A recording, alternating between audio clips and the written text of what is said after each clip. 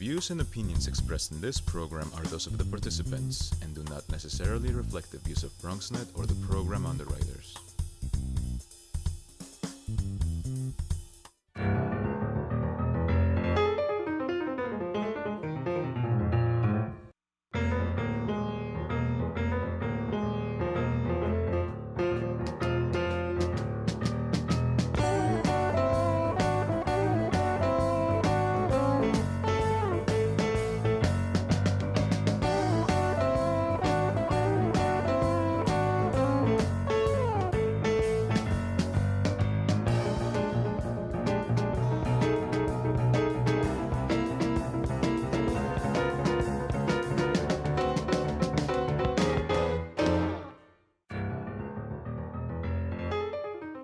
Good evening and welcome to Bronx Talk.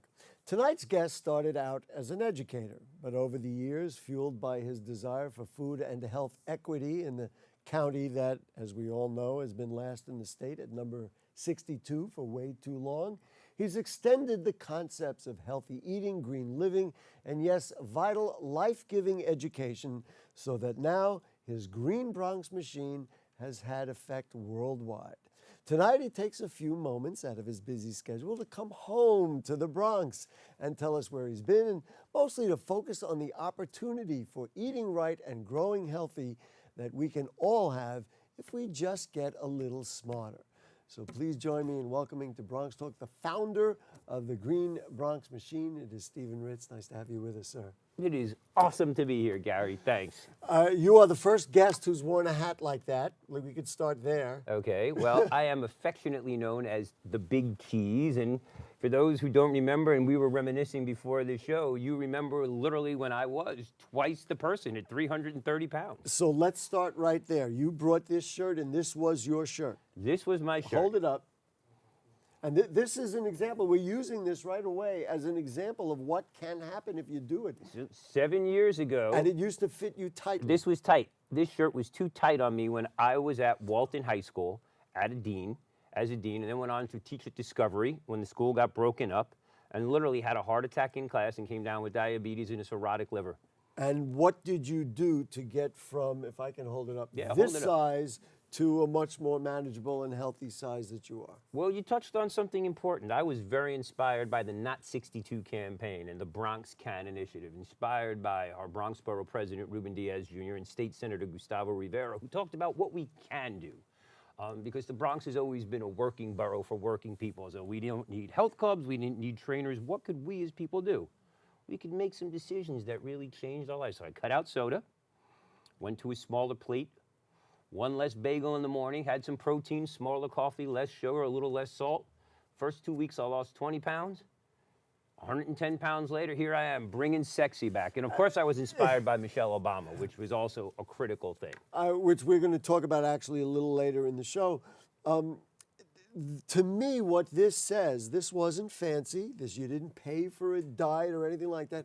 All you did was what I said at the top. You were smarter. You said, I'm going to do this in this way.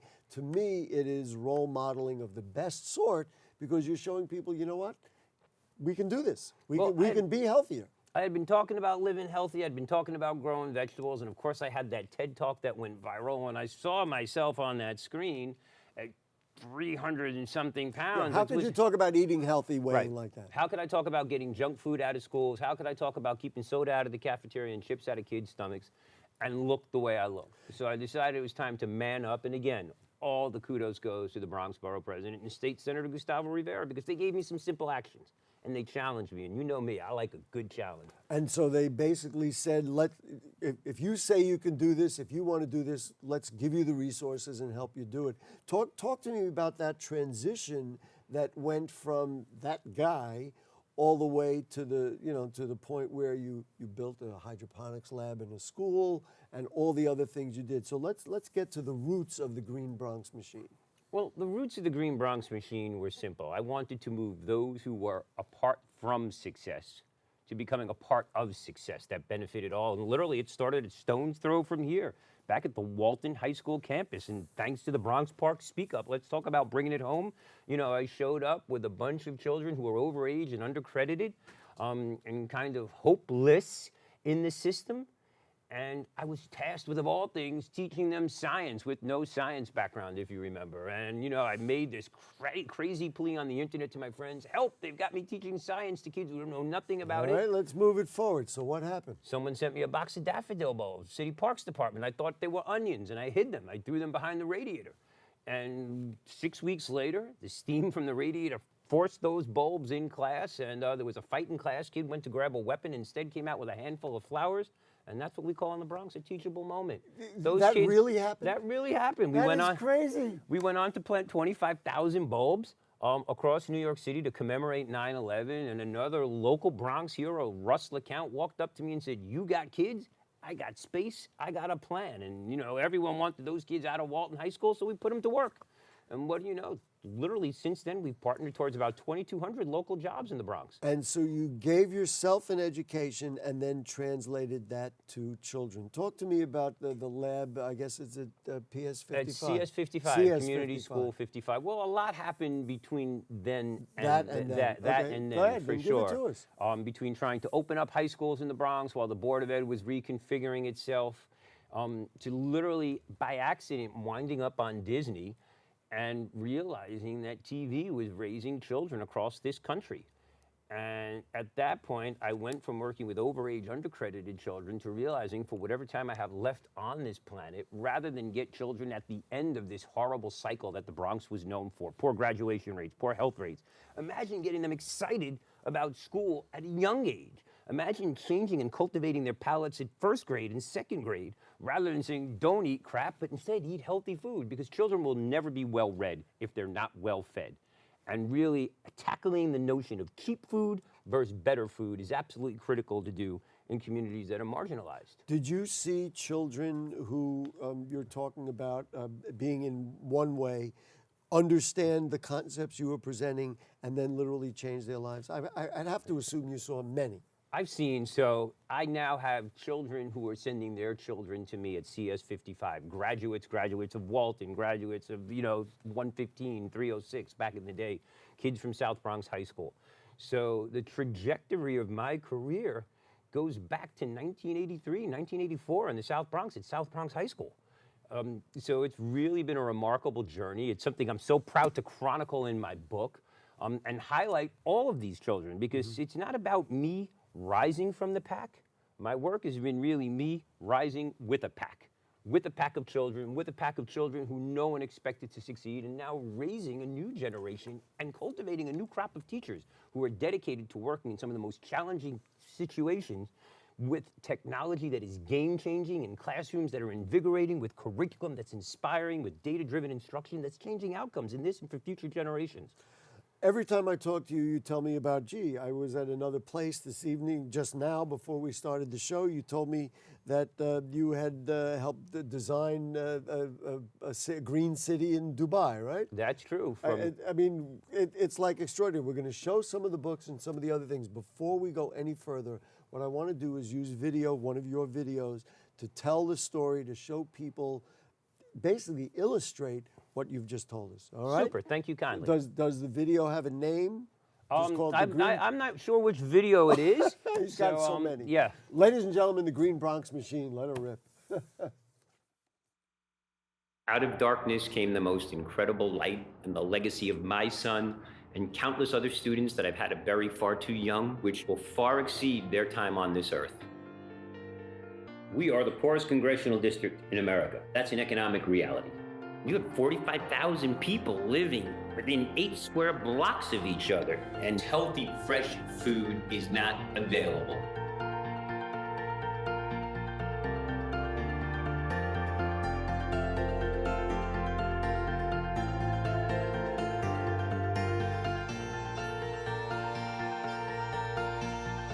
For so many, food is the problem. But for all of us, food is the answer.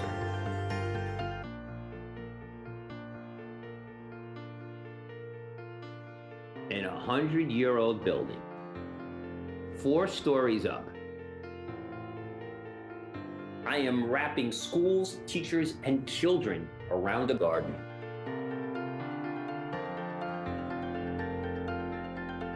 Kids can't wait to see what's growing They can't wait to measure what's growing. They can't wait to eat what's growing and cook what's growing and grow more and talk about it and share it with their family, friends, and colleagues and integrate it into their classroom work. When you see kids who are happier and healthier, you can't help but be caught up with that.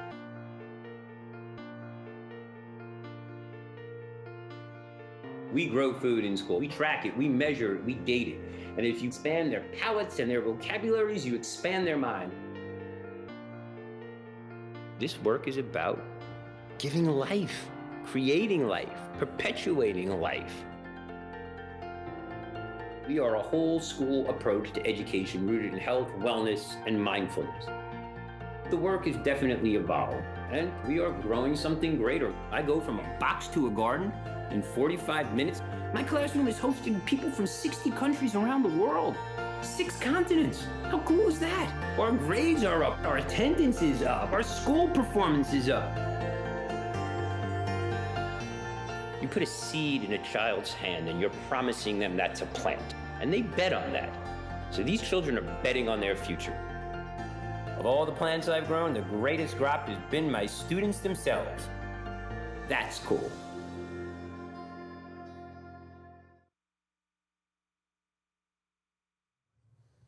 Well, there it is, the Green Bronx Machine. I'll give you a little applause. Now, while that was playing, Steve can't stop, and he's telling me about all the, the different places he's been and different things you've seen. Talk to me about why various foundations, all the way up to the White House, all the way across the world, people have responded to this. There are many people, frankly, who do good things in the Bronx, who teach children the right things, who are working for food equity and all these things. Why did Green Bronx Machine captivate so many? And we're going to show pictures of him with Oprah and Michelle Obama. And what do you see? Go ahead. So I think it's a simple story. It's about passion, which I think we all know I have.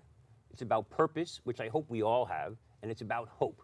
And I am an endless beacon of hope for my children. And I think the children who come to school against some of the most Herculean conditions, be it NYCHA, be it some of the neighborhoods that I'm dedicated to serving. I'll just throw it in, that 10% of Bronx children were shown to be living out of shelters. That is just a horrible number. Right, we, at the school that I serve, has some of the highest percentage of children. Realize in New York City, we have 110,000 homeless children going to school every day, a bulk of whom reside in the Bronx. So those numbers are out there, and yet, I mean, you told me a foundation paid for that video, and all the people are responding. Again, why? It just resonates? There's something about it that resonates? So we're very data-driven. You know, I'm a guy with big ideas, and I love to talk, and I'm a people person, but at the end of the day, I'm very recursive.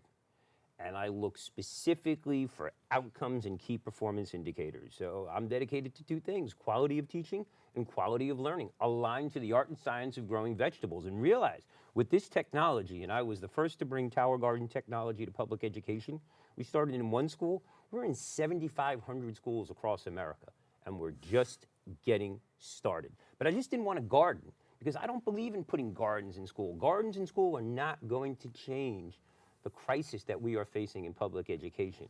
I wrapped the whole school around a garden. So what you see in this video is a classroom. It's a lab that I built myself, I designed myself, and I paid for myself because I believe in putting my money where my mouth is, which I think is also a big step for getting foundations on board. It's one thing to complain. It's another thing to come out of pocket and say, I'm gonna do this and prove concept. And literally 4 stories up, in a 100-plus-year-old building in the middle of some of the most challenged housing in all of New York City, in a community that is rife with challenges, we're growing food. And we're doing it 365 days a year with 90% less water and 90% less space, and aligning it to Common Core, next generation science standards, and every single content and subject area. Segue this incredible volume that I have in front of me, which is the Green Bronx Machine Classroom Curriculum. This is a curriculum that you designed specifically to teach those kinds of things you're talking about. Spent 2 years beta testing it, had a third-party company validate it in Canada based on consumer research, and is now being used by the State University of New York to train teachers. Has been heralded as a spotlight program, is being used by schools. and countries around the world, and I'm very particularly proud of the fact that Anthem Insurance and Empire, who really did their due diligence and have the highest percentage of Medicaid students in the nation, is sponsoring the replication of my classroom across New York City and across America. So I like to say this is proof that the Bronx can change attitudes now and grow something far greater. So we don't grow vegetables, we grow children, our children grow schools, and our schools grow communities. One classroom at a time, one school at a time. You know, I sit in this seat every week, and one of the things I think that communicates far, and certainly not to diminish, in fact, to celebrate the things that you're talking about, if you put the word Bronx on there, there's a certain romanticism about a culture, a place where people are fighting the odds to achieve. And I think the Green Bronx machine, unwittingly or wittingly, taps into that, and that's one of the reasons why it's resonated so well across the world. Well, I love flipping the script on what the notion of what people think the Bronx is all about. Me The Bronx and Steve has are on gone the same from page, because I do too every week. We've gone from burning to blooming, and I believe the greatest resource in the world is the untapped potential in marginalized and low-status communities, and I'm absolutely determined to make sure that the Bronx is not a low-status community. I want to, we're going to show some photographs. I guess it's like name dropping, but it's important to do that to show it's not just Steve saying these things, it's not just talking about kids, but this really has resonated. So I know Helen has photographs. Let's show just some of the photographs of the people you have met along the way. And if you could give us a brief anecdote. Here you are with Michelle Obama. You talked about the Obamas being an inspiration. What was this meeting about? Well, man, I hope she runs for president. I was about to say, Steve is getting emotional. Yeah, I on this. You do can't get see that. emotional. But 7 years ago, when I stood outside the Obama White House, and if you know, I always used to say "si se puede," because that's what I actually thought that was President Obama saying. I was so ignorant, I had no idea it was Cesar Chavez. But when Mrs. Obama started talking about the way we treat our children is indicative of who we are as a nation. And I was struggling at so many points in my career, banging heads with the Board of Education, with bureaucracy, with the stereotype of what the Bronx is, could be, can't be, could be, or should be. I moved from outrage to optimism. So did you contact her, or did she discover Well, you? remarkably, I bumped into the White House chef, Bill Yassis. And Really? Yeah, at an event. While you were at an event? At an event, we were both speakers, and he walked up to me, and I had no idea who this guy was. Were you wearing the hat? No, I wasn't wearing the hat. And the funniest thing is he walks up to me, he goes, "Hello, Mr. Ritz." He goes, "I need to ask you a quick question." I said, "Well, great, who are you? Nice to meet you." And he goes, "I'm Bill Yassis, the White House chef, and I need to know if your images are trademarked." And I'm like, "No, I'm here to give it all away." I go, "Why on earth would the White House There's chef?" a photograph of you with him. Yeah, there's Bill right there. I love you, Bill, if you're watching. And literally, Bill asked, he goes, "Are your images trademarked?" And I said, "No." He goes, "Because we love you at the White House. Everybody in the White House is talking about you." What I was talking about, the Bronx resonated, the concepts resonated, and so they heard about it. And Right. one thing, And literally, I invited Bill. Bill was a regular partner up in the Bronx. So, I like to say from our greenhouse to the White House and back. You're doing some of the best outreach the Bronx has, I have to tell you, across the world. Well, I went on to become a champion of change for the White House after losing 110 pounds. Our students, that little guy Ernest and a bunch of others, are the first group of children to put a garden both inside and outside of the White House. We presented at State of STEM. And, we're sharing our good friend Michael Blake, talking about Michael Blake. Green Bronx Machine presented at South by South lawn. We had a full garden in the backyard in Cookville. And there he is. Hey, there's Michael Blake now.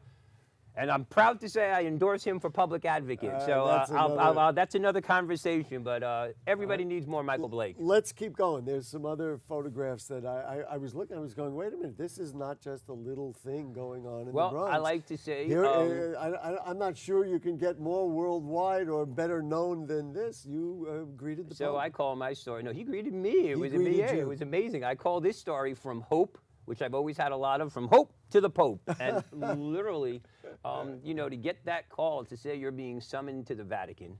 Wow. I was on an NDA, and literally I was a NDA is? a non-disclosure agreement. Oh, with them. And It's literally, too late now. I call Pope Francis the people's Pope, so I'm a huge fan of the Pope.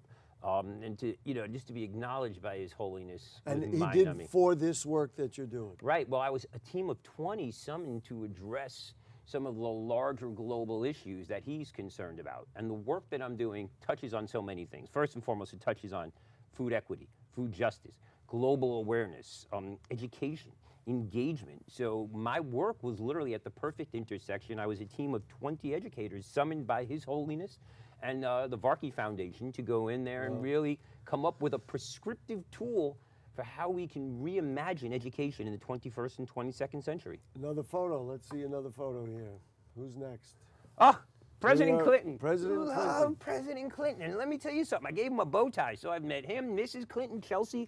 And the funniest thing is President Clinton loves the bow tie. But bow tie, I don't know if people can see it. It's a Scrabble bow tie, which has the name Ritz on it. I can make Axelbank is worth more points, I can tell you. It all depends if you, Ritz is, Z is a triple letter score, man. Well, so I got an X in there. You got an X. All right, so there you you're go. up there. But, you know, and what was really how President Clinton and I bonded, in addition to me being a top 10 finalist in the Global Teacher Prize, is he was you know, if you remember President Clinton, you know, there was a reason they were calling him Bubba.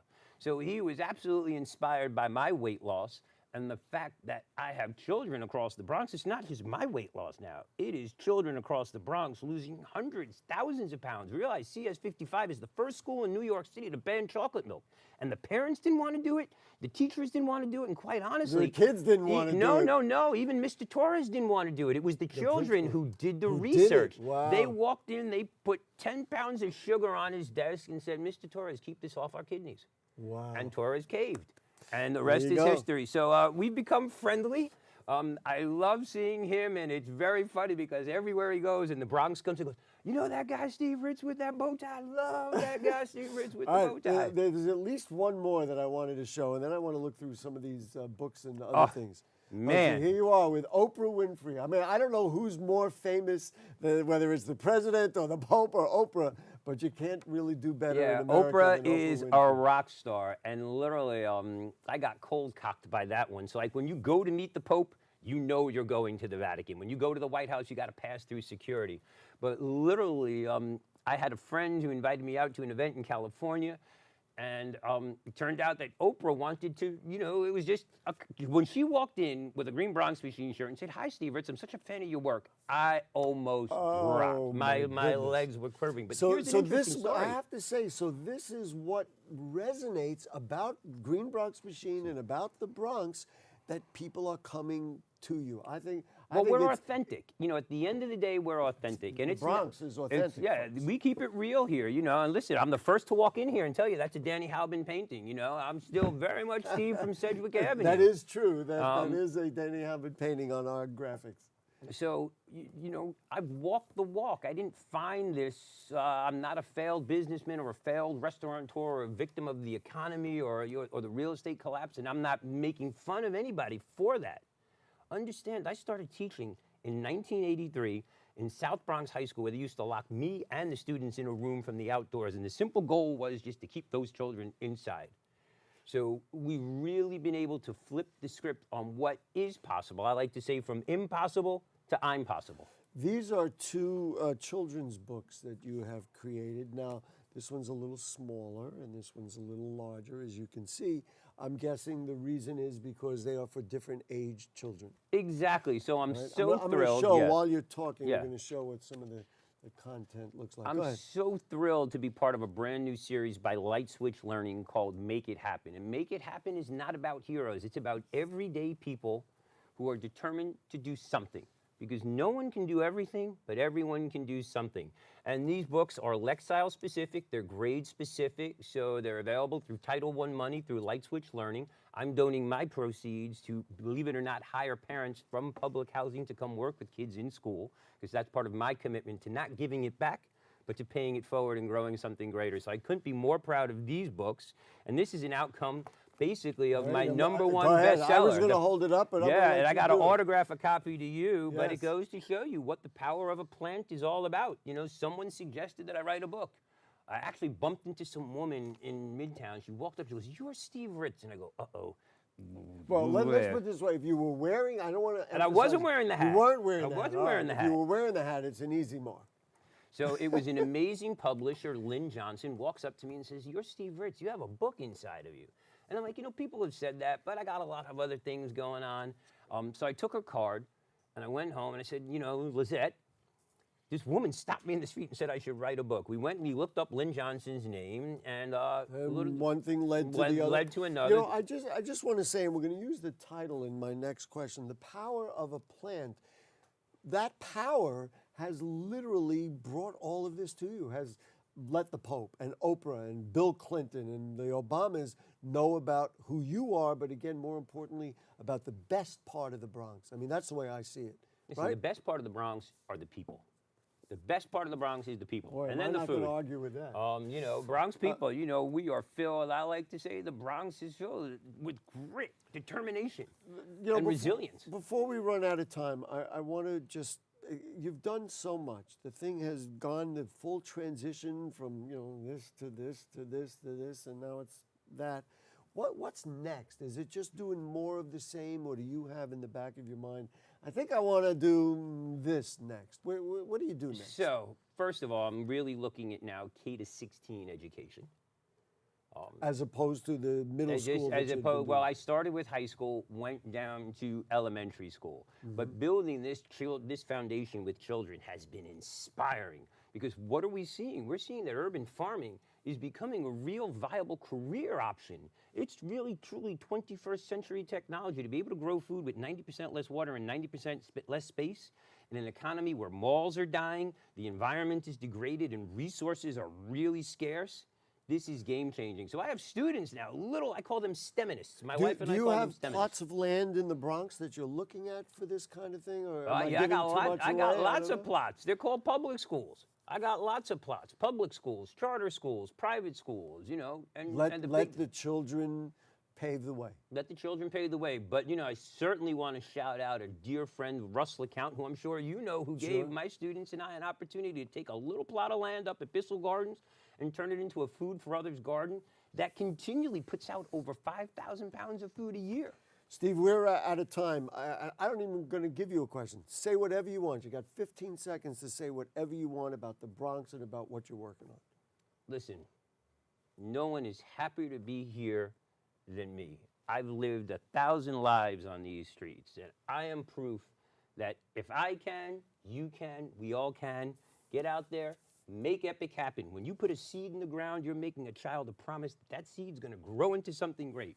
And that's what this is all about, growing something greater. And that's why I didn't ask you a question. From the Green Bronx Machine, Steve Ritz, keep going, man. Si se puede, man. Who knew? Keep fighting for the Bronx. Absolutely. Folks, if you have, and by the way, we can find you at Green Bronx Machine. Green Bronx Machine, www.greenbronxmachine.org. Check out our social. The kids love to follow you. Or StephenRitz.com. They're waving at me to say goodbye. If you have further questions or comments on anything you heard on tonight's show, then or anything going on in the Bronx, you send us an email, bronxtalk@bronxnet.org. You send us a tweet at BronxTalk or post them on our Facebook page.